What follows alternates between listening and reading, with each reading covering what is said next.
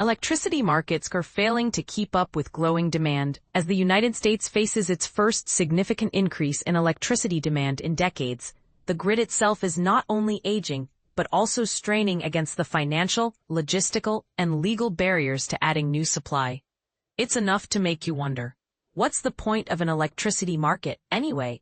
That's the question some stakeholders in the PJM interconnection, America's largest electricity market, started asking loudly and in public in response to the grid operator's proposal.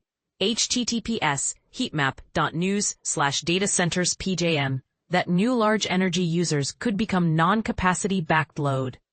https://www.pjm.com/media.com/CIFP-LLA 2025 Item 8.7 PJM Initial Proposal and Alternatives Considered PJM Presentation.pdf, i.e. be forced to turn off if ever and whenever PJM deems it necessary. PJM, which covers 13 states from the Mid-Atlantic to the Midwest, has been America's poster child for the struggle to get new generation online as data center development surges. PJM has warned, https://media.com/committeesgroups/SIFT-LSF 2025 Item 5, Scenario Analysis, Presentation, PDF, that it will have just enough generation to meet its reliability requirement in 2026 and 2027, and its independent market monitor has said that, https://www.monitoringanalytics reports 2025 IMM analysis of the 2025-2026 RPN Base Residual Auction Part G 2025-03 Revised PDF. The costs associated with serving that new and forecast demand have already reached the billions, translating to higher retail electricity rates in several PJM states. https://heatmap.news/economy/Trump electricity. As heatmap is covered, however, basically no one. https://heatmap.news/energy data centers. In the PJM system, transmission owners, power producers, and data center developers was happy with the details of PJM's plan to deal with the situation. In public comments on the proposed rule, many brought up a central conflict between utilities' historic duty to serve and the realities of the modern power market. More specifically, electricity markets, like PJM, are supposed to deal with wholesale electricity sales, not the kind of core questions of who gets served and when, which are left to the states. On the power producer side, major East Coast supplier Talon Energy wrote, the NCBL proposal exceeds PJM's authority by establishing a regime where PJM holds the power to withhold electric service unlawfully from certain categories of large load. The utility Exelon added that owners of transmission have a responsibility to serve all customers, large, small, and in between. We are obligated to provide both retail and wholesale electric service safely and reliably. And last but far from least, Microsoft, which has made itself into a leader in artificial intelligence, argued, a PJM rule curtailing non-capacity-backed load would not only unlawfully intrude on state authority, but it would also fundamentally undercut the very purpose of PJM's capacity market. This is just one small piece of a debate that's been heating up for years. As more market participants, activists, and scholars question https://heatmap.news.economy/Mark Christie FERC RTO gas, whether the markets that govern much of the U.S. electric grid are delivering power as cheaply and abundantly as they were promised to. Some have even suggested letting PJM utilities build their own power plants again. https://insideclimatenews.org/news/1908205/PJM utilities/power plant deregulation, effectively reversing the market structure of the past few decades. But questioning whether all load must be served would be an even bigger change. The obligation to serve all load has been a core tenet of electricity policy, Rob Gramlich, the president of Grid Strategies LLC, told me. I don't recall ever seeing that be questioned or challenged in any fundamental way. An illustration of how dire things have become. The U.S. electricity system was designed for abundance. Utilities would serve any user, and the per-user costs of developing the fixed infrastructure necessary to serve them would drop as more users signed up. But the planned rush of data center investments threatens to stick all ratepayers with the cost of new transmission and generation that is overwhelmingly from one class of customer. There's already a brewing local backlash to new data centers, and electricity prices have been rising faster than inflation. New data center load could also have climate consequences if utilities decide to leave aging coal online and build out new natural gas-fired power plants over and above their pre-data center boom and pre-Trump plans. AI has dramatically raised the stakes, along with enhancing worries that heightened demand will mean more burning of fossil fuels. Law professors Alexandra Klass of the University of Michigan and Dave Owen at the University of California write in a preprint paper to be published next year. In an interview, Klass told me, "There are huge economic and climate implications if we build a whole lot of gas and keep coal on. And then, demand is lower because the chips are better." Referring to the possibility that data centers and large language models could become dramatically more energy efficient, rendering the additional fossil fuel-powered supply unnecessary.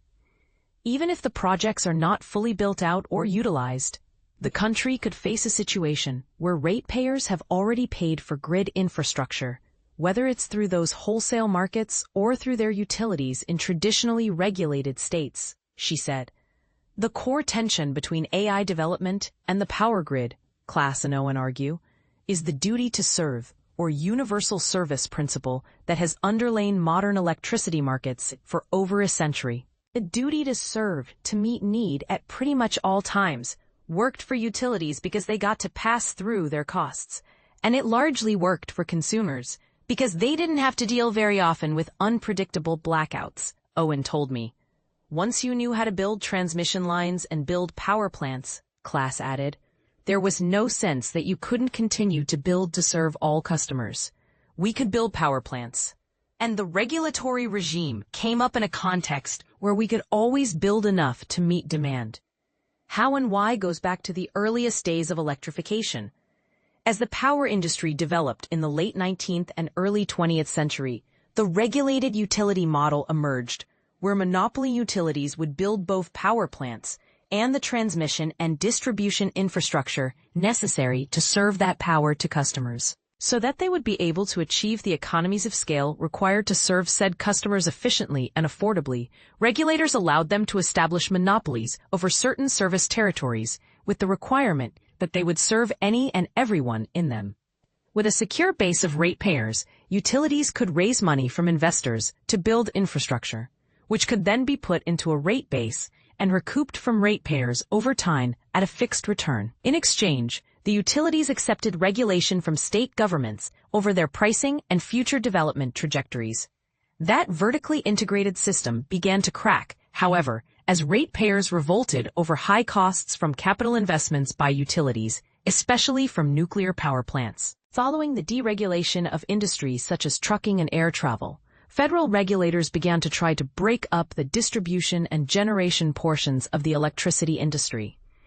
In 1999, after some states and regions had already begun to restructure their electricity markets, the Federal Energy Regulatory Commission encouraged the creation of regional transmission organizations like PJM. Today, some 35 state electricity markets, https://www.nytimes.com/2023-04-business-energy markets, are partially or entirely restructured, with Texas operating its own isolated electricity market beyond the reach of federal regulation. In PJM and other RTOs, electricity is sold competitively on a wholesale basis by independent power producers to utilities. But the system as it's constructed now may, critics argue, expose retail customers to unacceptable cost increases and greenhouse gas emissions as it attempts to grapple with serving new data center load. Klass and Owen, for their part, point to other markets as models for how electricity could work that don't involve the same assumptions of plentiful supply that electricity markets historically have, such as those governing natural gas or even Western water rights. Interruptions of natural gas service became more common starting in the 1970s, when some natural gas services were underpriced, thanks to price caps, leading to an imbalance between supply and demand. In response, regulators established a national policy of curtailment based on end use, class and Owen right, with residential users getting priority because of their essential heating needs, followed by firm industrial and commercial customers, and finally, interruptible customers. Natural gas was deregulated in the late 1970s and 1980s, with curtailment becoming more market-based, which also allowed natural gas customers to trade capacity with each other. Western water rights, meanwhile, are notoriously opaque and contested, but importantly, they are based on scarcity, and thus may provide lessons in an era of limited electricity supply. The prior appropriation system water markets use is, at its core, a set of mechanisms for allocating shortage, the authors write. Water users have senior and junior rights, with senior users entitled to have their rights fulfilled before the holders of newer or more junior water rights. These rights can be transferred, and junior users have found ways to work with what water they can get, with the authors citing extensive conservation efforts in Southern California compared to the San Francisco Bay Area, which tends to have more senior rights. With these models in mind, Class and Owen propose a system called Demand-Side Connect and Manage, whereby new loads would not necessarily get transmission and generation service at all times, and where utilities could curtail users and electricity customers would have the ability to use trading to hedge against the risk of curtailments. We can connect you now before we build a whole lot of new generation, but when we need to, we're going to curtail you, Class said, describing her and Owen's proposal. Tyler Norris, a Duke University researcher who has published concept-defining work, https://heatmap.news/energy/flexible loads on data center flexibility, called the paper one of the most important contributions yet toward the re-examination of basic assumptions of U.S. electricity law that's urgently needed as hyperscale load growth pushes our existing regulatory system beyond its limits. While electricity may not be literally drying up, he told me, when you are supply-side constrained while demand is growing, you have this challenge of, how do you allocate scarcity? Unlike the PJM proposals, our paper was very focused on state law, Class told me. And that was intentional, because I think this is trickier at the federal level, she told me. Some states are already embracing similar ideas. Ohio regulators, for instance, established a data center tariff that tries to protect customers from higher costs by forcing data centers to make minimum payments regardless of their actual electricity use. Texas also passed a law, https://klgates.com/update Senate Bill 6, a Texas bill impacting large load development in ERCOT 6/17/2025. That would allow for some curtailment of large loads and reforms of the interconnection process to avoid filling up the interconnection queue with speculative projects that could result in infrastructure costs, but not real electricity demand. Class and Owen write that their idea may be more of a temporary bridging strategy, primarily for periods when peak demand outstrips supply, or at least threatens to do so. Even those who don't think the principles underlying electricity markets need to be rethought see the need, at least in the short term, for new options for large new power users who may not get all the power they want all of the time. Some non-firm options are necessary in the short term, Gramlich told me, referring to ideas like Class and Owen's, Norris's, and PJM's. Some of them are going to have some legal infirmities and jurisdictional problems. But I think no matter what, we're going to see some non-firm options. A lot of customers, a lot of these large loads, are very interested, even if it's a temporary way to get connected while they try to get the firm service later.